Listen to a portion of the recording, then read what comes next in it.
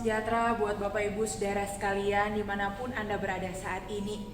Sekalipun di dalam situasi yang mungkin masih mengkhawatirkan bagi kita oleh karena pandemi COVID-19. Tetapi saya sungguh yakin dan percaya itu semua tidak akan pernah menghalangi kita untuk boleh datang kepada Tuhan merenungkan firman-Nya. Mari Bapak Ibu Saudara sekalian, kita akan sama-sama merenungkan kebenaran firman Tuhan. Namun sebelumnya mari kita tundukkan kepala, kita berdoa. Besar kasih setiamu Tuhan di dalam kehidupan kami.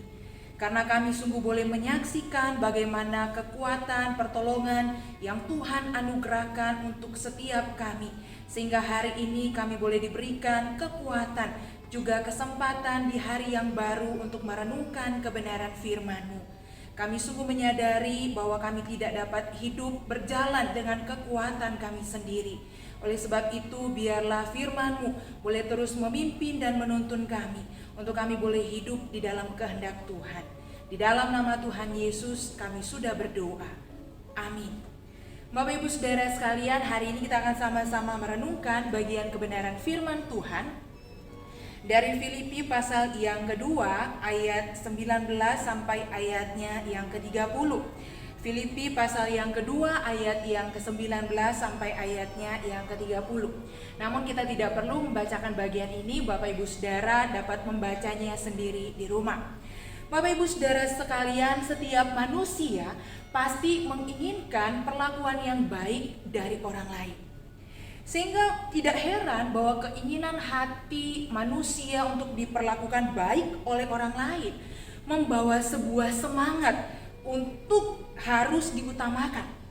Konsekuensinya adalah bahwa kepentingan saya lebih penting daripada kepentingan orang lain.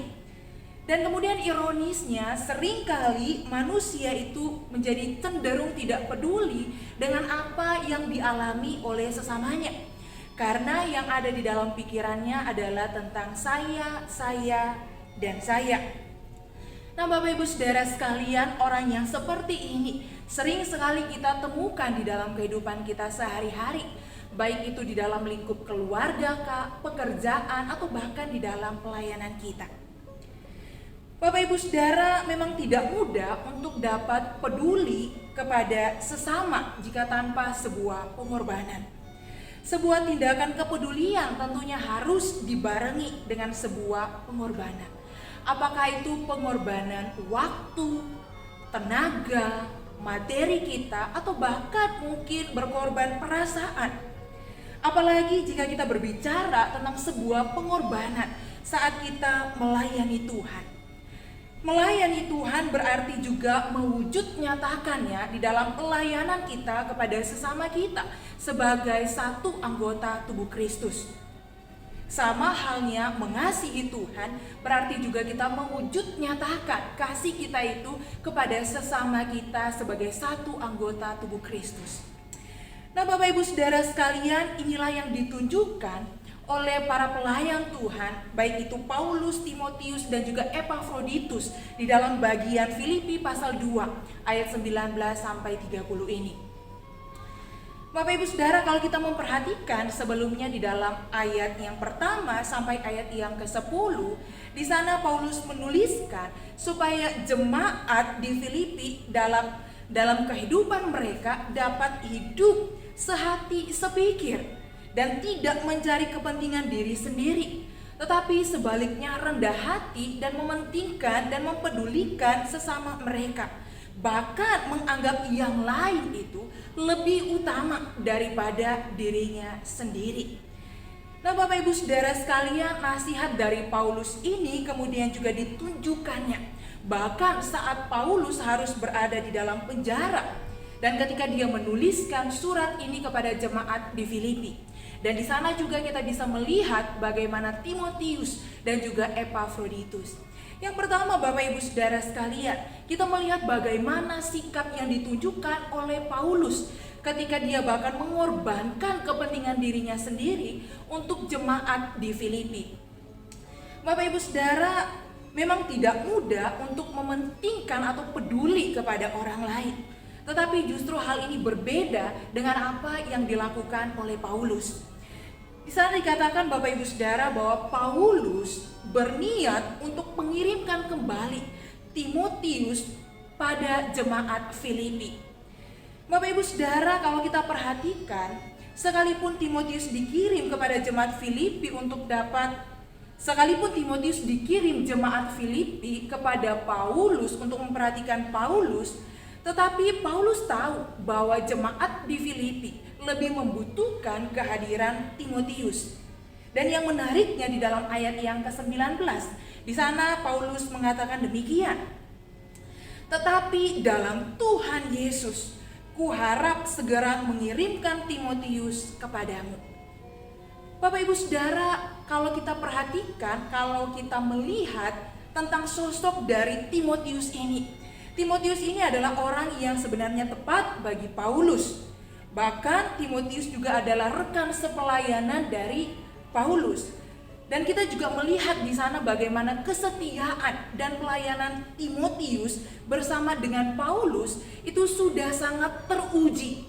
Sehingga tidak heran Paulus berkata di dalam ayat yang ke-22, kamu tahu bahwa kesetiaannya telah teruji, di sana dikatakan, dan bahwa ia atau Timotius itu menolong aku dalam pelayanan Injil, sama seperti seorang anak yang menolong bapaknya. Kalau kita melihat bagaimana pelayanan Timotius kepada Paulus atau pelayanan Timotius bersama dengan Paulus, Timotius ini adalah orang yang cukup baik, adalah orang yang sangat dekat bahkan dengan Paulus. Sehingga Paulus berkata, kehadiran Timotius, pelayanan Timotius kepada Paulus diumpamakan seperti seorang anak yang menolong bapaknya. Kemudian yang selanjutnya, Paulus bukan hanya mengirimkan Timotius untuk kembali kepada jemaat Filipi, tetapi juga Paulus mengirimkan Epafroditus untuk juga kembali kepada jemaat Filipi. Nah, Bapak Ibu Saudara sekalian, Epafroditus bisa dikatakan juga orang yang cukup dekat dengan Paulus, karena dikatakan Epafroditus adalah juga rekan sepelayanan dari Paulus. Di dalam ayat yang ke-25 dikatakan di sana, sementara ku anggap perlu, atau sementara Paulus menganggap perlu untuk mengirimkan Epafroditus kepadamu, kepada jemaat Filipi, yaitu saudaraku dan teman sekerja, serta teman seperjuanganku. Dikatakan bahwa Epafroditus pun juga sakit, bahkan nyaris mati. Tetapi Bapak Ibu Saudara, Paulus sangat mementingkan atau sangat peduli bagaimana jemaat di Filipi. Kalau kita perhatikan tadi, Timotius adalah pelayanan yang sudah teruji. Pelayanannya bersama dengan Paulus sudah teruji. Bahkan dia juga cukup dekat dengan Paulus. Tetapi Paulus mengirimkan Timotius kepada jemaat Filipi. Nah, demikian juga dengan Epafroditus. Dikatakan bahwa dia adalah rekan sepelayanan dari Paulus. Tetapi Paulus juga mengirimkan Epafroditus kepada jemaat di Filipi. Dan yang menarik juga Bapak Ibu Saudara sekalian, dikatakan bahwa Epafroditus itu sakit, bahkan nyaris mati. Nah, Bapak Ibu Saudara, ketika jemaat di Filipi ini tahu bahwa Epafroditus itu sakit, mereka sungguh sangat khawatir bagaimana kondisi dan keadaan Epafroditus. Nah, oleh sebab itu Paulus juga mengirimkan Epafroditus kepada jemaat Filipi, supaya jemaat Filipi ini tidak khawatir dengan kondisi ataupun keadaan dari Epafroditus. Dan tentunya Paulus juga tahu bahwa jemaat di Filipi juga membutuhkan kehadiran Epafroditus. Nah, kemudian yang kedua Bapak Ibu Saudara, kalau tadi yang pertama kita sudah melihat bagaimana pengorbanan Paulus yang mementingkan atau yang peduli terhadap jemaat Filipi, yang selanjutnya adalah Timotius. Timotius dikatakan begitu setia di dalam pelayanannya, sehingga Paulus juga sebelumnya dikatakan bahwa dia telah memberikan kesan yang baik tentang pelayanan rekannya itu, yaitu Timotius. Dan kemudian ayat 20 sampai ayat yang ke-21 di sana Paulus berkata demikian, karena tidak ada seorang padaku yang sehati dan sepikir dengan aku, dan yang begitu bersungguh-sungguh memperhatikan kepentinganmu, sebab semuanya mencari kepentingannya sendiri, bukan kepentingan Kristus Yesus. Perhatikan bahwa kalimat dari Rasul Paulus ini sedang membicarakan Timotius. Bagaimana Timotius itu begitu mementingkan atau sedang mempedulikan keperluan atau kondisi jemaat Filipi. Dan oleh sebab itu adalah sebuah kesan yang baik yang diberikan Paulus tentang Timotius.